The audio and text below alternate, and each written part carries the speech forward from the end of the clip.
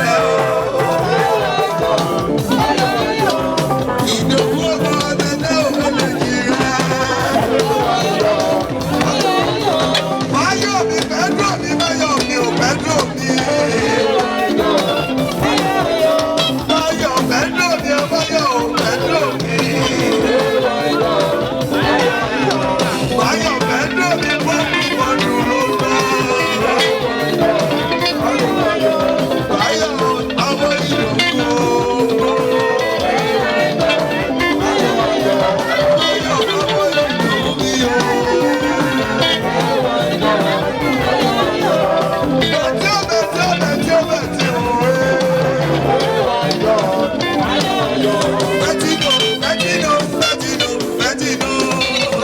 Africa Media Live TV. Kindly subscribe to our YouTube channel to get updated on the trending gist, latest news all over the world. Like our page, subscribe, and share with friends. Thank you.